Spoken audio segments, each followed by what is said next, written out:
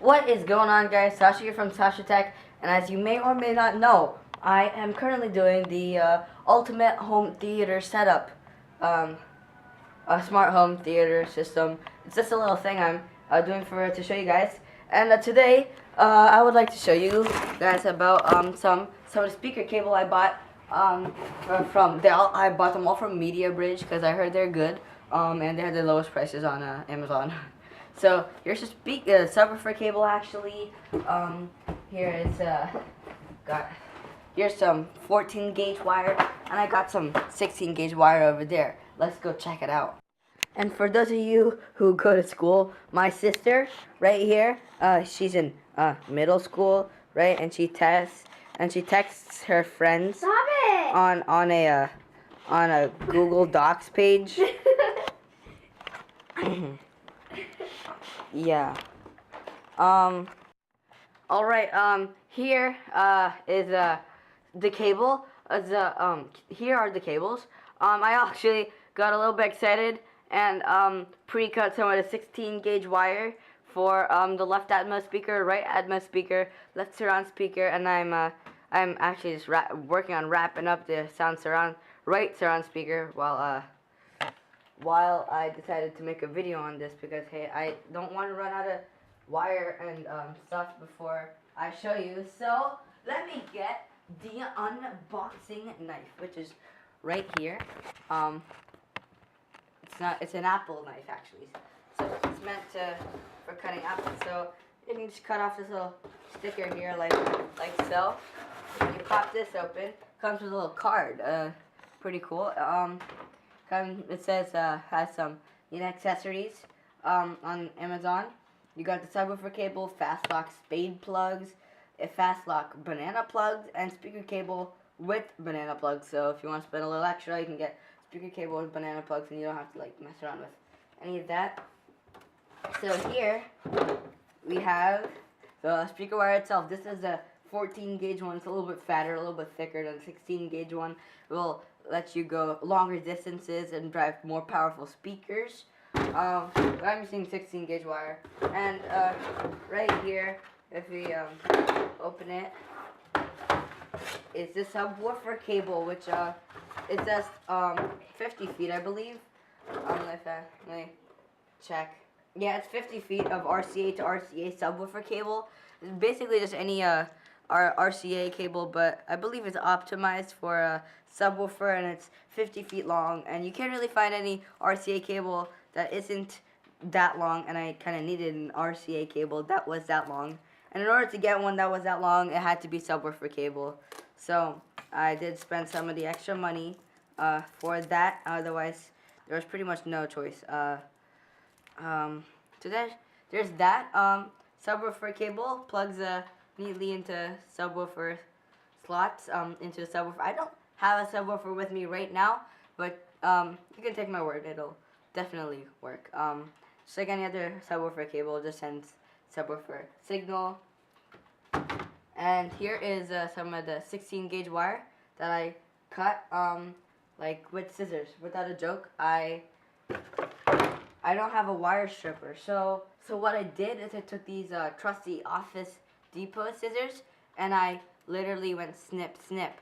I'm also going to be showing you how to strip wire with scissors, in case you don't know how to strip wire with scissors, because I do it a lot because I don't have a wire stripper. So, I mean, it takes a little bit of practice, but I'll show you guys. Okay, so speaker wire comes in just a little wrap of thing. It sometimes feels a little difficult to take it because it's just a bunch of plastic wrapped up. There we go.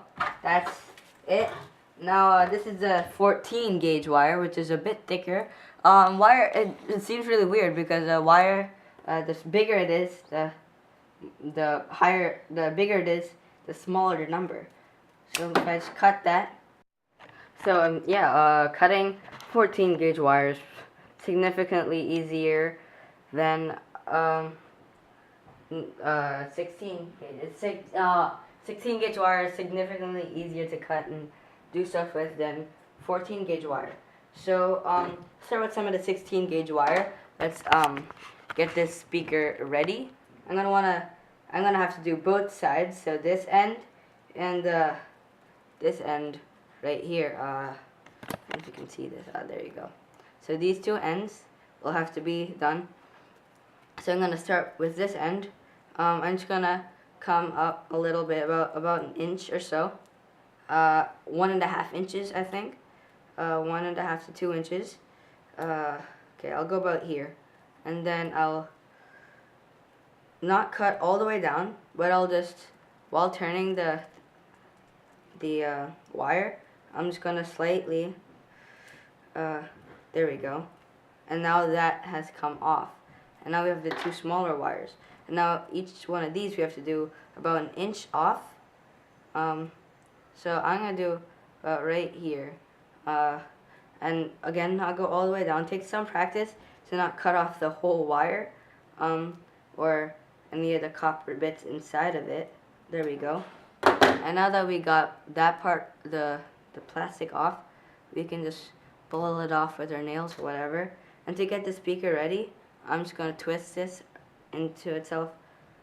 I'll later use the banana clips, definitely. But this is what I have for now. I'll show you all guys how to use banana clips in a later video. Let me do the red side also. So again, gently pull these apart. You want to be really gentle, but not too gentle, because then you're not going to get anywhere again, obviously. But you want to be gentle so that you don't go all the way down into the wire that could essentially cut off the copper. I cut this, and unfortunately I got like 1 or 2 or 3, I don't know if you can see this exactly, but right there, got 3 off right there. But whatever, that's fine. I'll still have to work with it. Alright, there we go.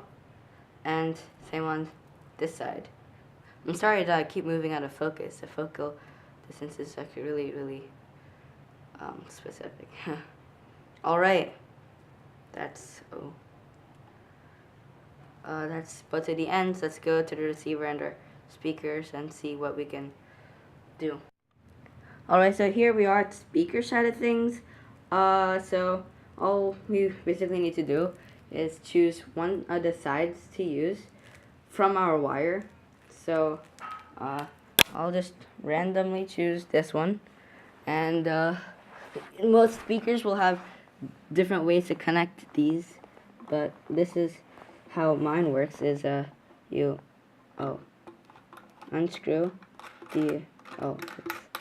unscrew these, then you push them in both, and then you just screw them back in, and then that's if you do it securely enough, then that's all you really have to do. Okay, just do that kind of securely so it doesn't, if you tug on it, shouldn't really pop out.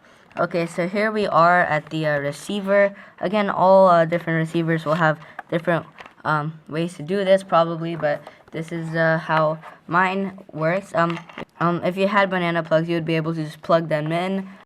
Okay, so I managed to get the wires in. It's not perfect, but it works. You just need them to touch, basically. So let me go on and do all the rest of these and more. Alright guys, so I did everything, and I can't actually show you because that would be like copyright. I would have copyrighted issues if I actually showed you it playing the music, but I can assure you it definitely sounds great. I don't know if people tell you to get like super expensive cable, don't believe them. Just this cable is enough. You don't really need super expensive cable unless you're doing something that actually requires a super expensive cable's properties, but you're not. So sorry for a shaky video.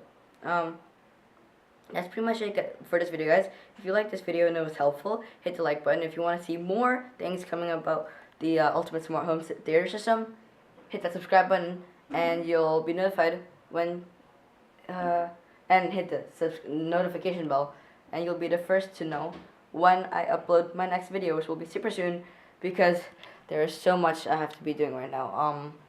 But I'll see you in the next one.